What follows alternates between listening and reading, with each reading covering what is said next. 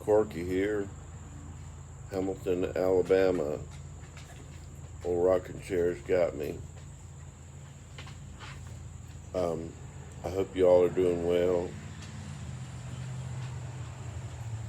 I started teaching music at the middle school in August. So, August, September, October, August, September, 8 weeks maybe. And I wanted to talk a little bit about the Unsung Heroes. It's a concept that I got to thinking about several years ago, and I've enjoyed researching all the great studio musicians of the past, music history, like the Funk Brothers in Detroit, the Swampers in Muscle Shoals, Alabama, the Wrecking Crew in Los Angeles, and the A-Team in Nashville. There are other groups of studio musicians, and down here in Alabama, there's just a lot of music people around, more than you would think, more than I ever knew. And so we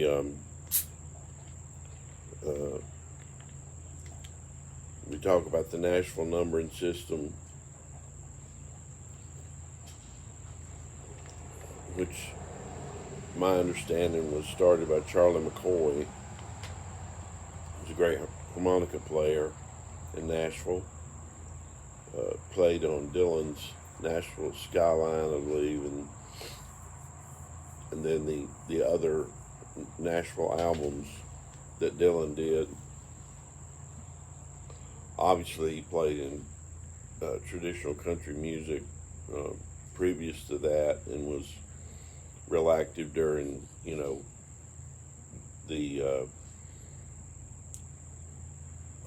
Nashville Sound years, when Chet Atkins was at RCA and Studio B and all that. And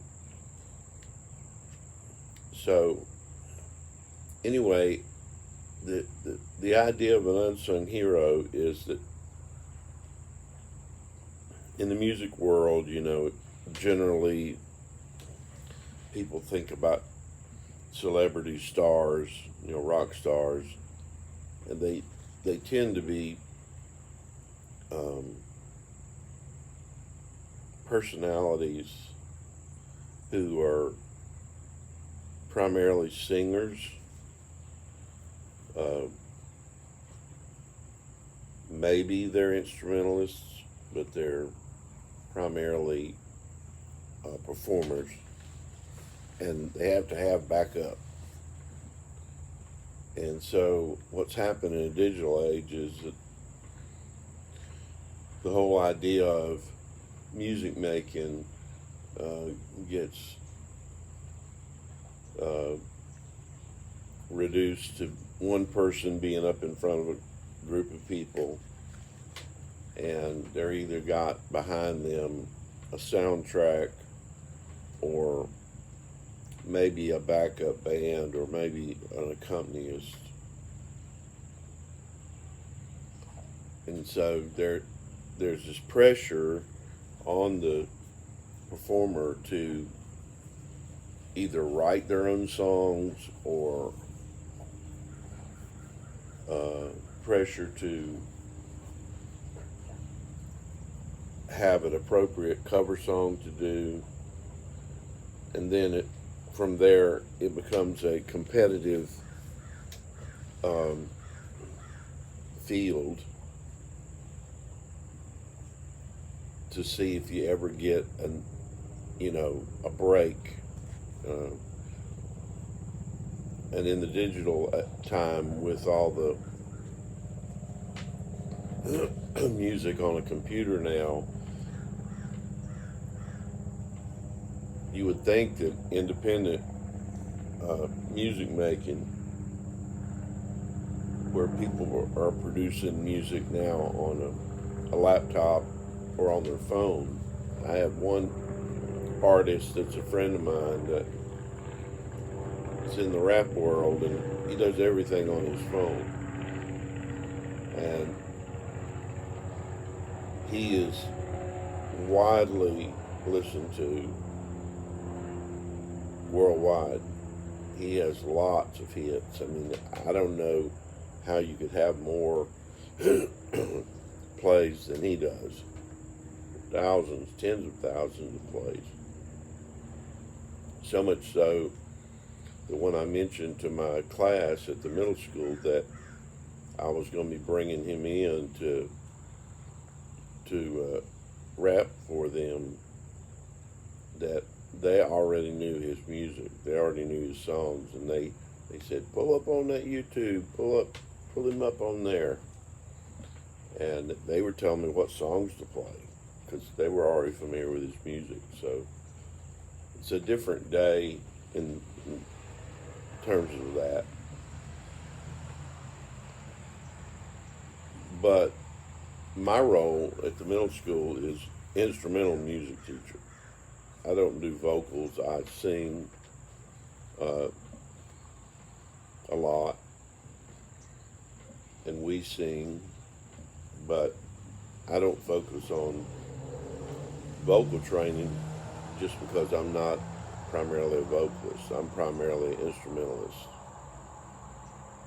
So those of you who just are wanting to take up the guitar, you're going to be very comfortable with me because that's just what I'm going to be doing.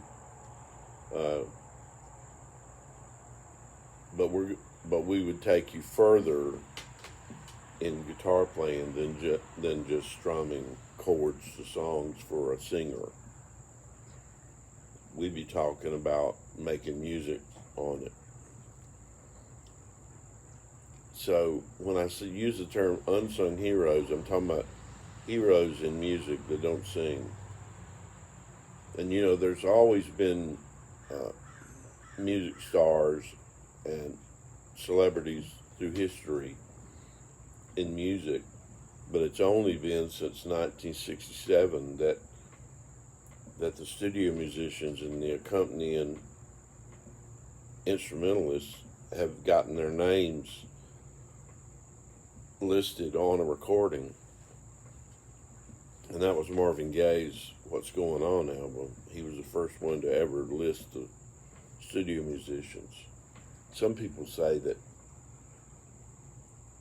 there was another album that was the first one, but I've heard that Marvin Gaye's was.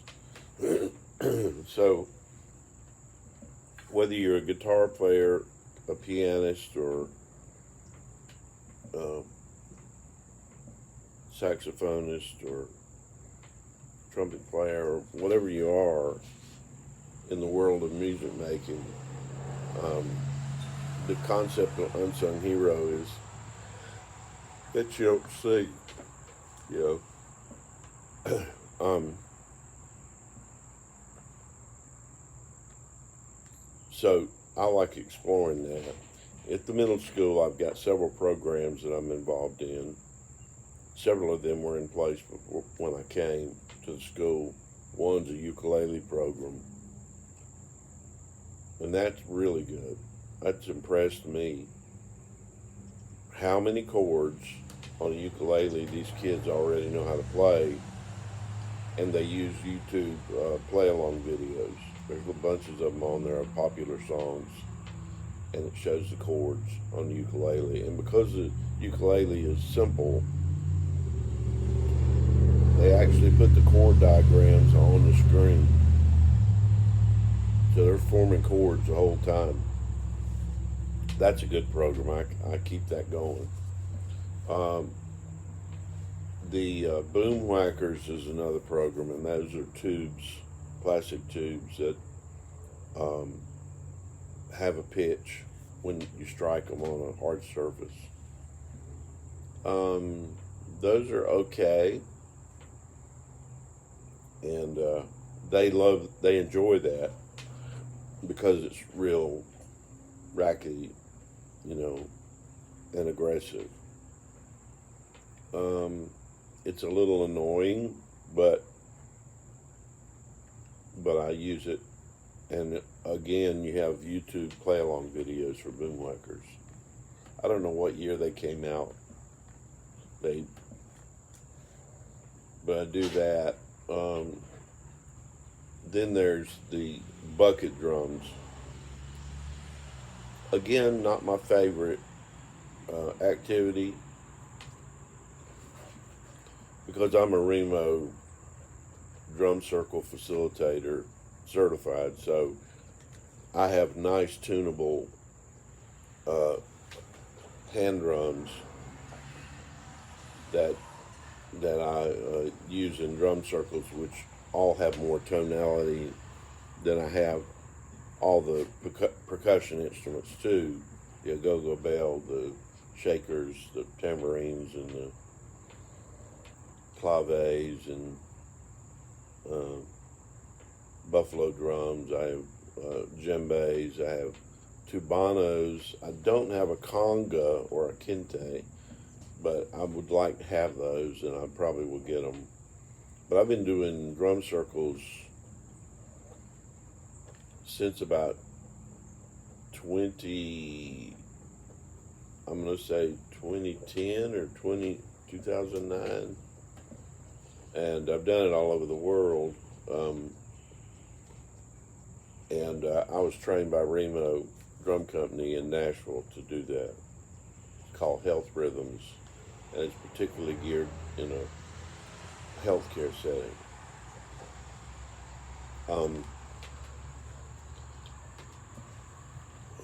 But my dog Buddy's out here with me. He's making a racket.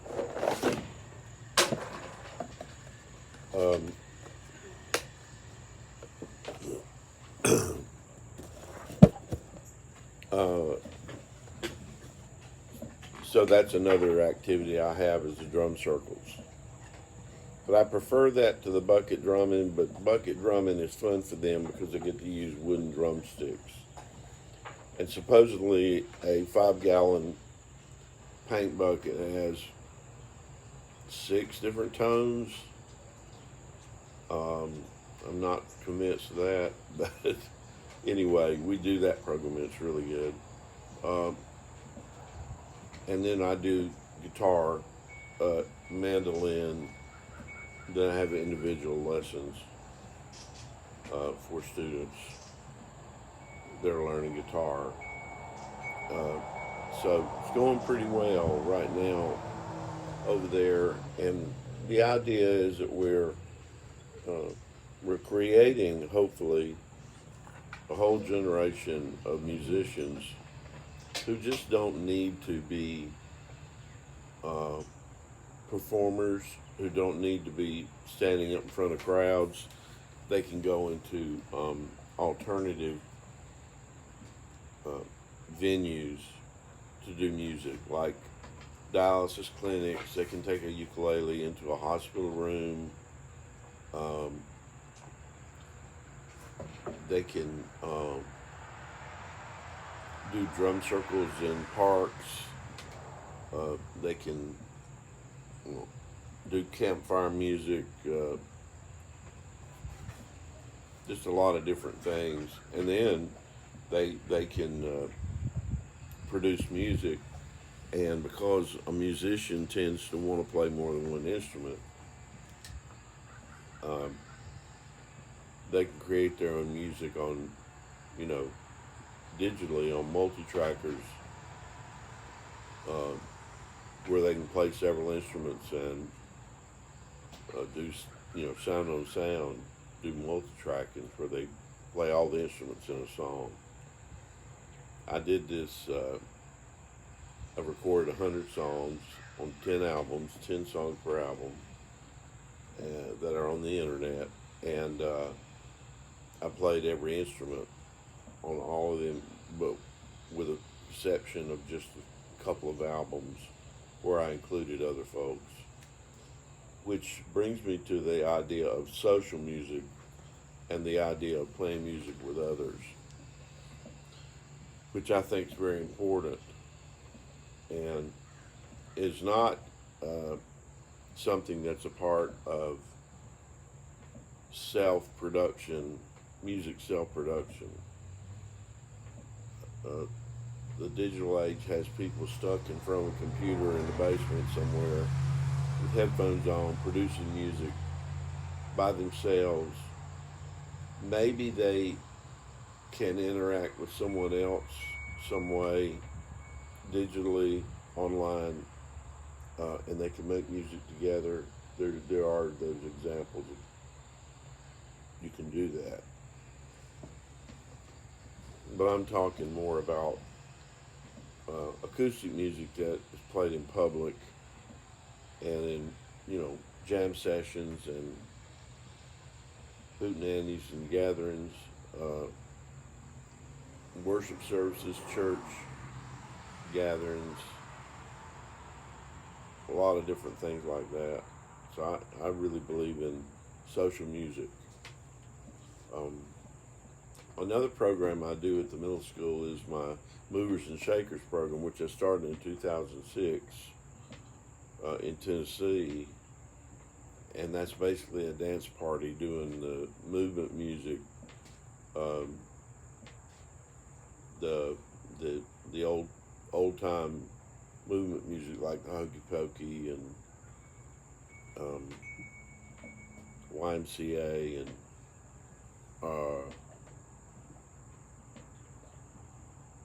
others. There's all kinds, and a lot of that's Woody Guthrie music. That movement with put your finger in the air, um, take my soap, take my clothes, down and down in the water they go, make them pretty and shiny. Uh, um,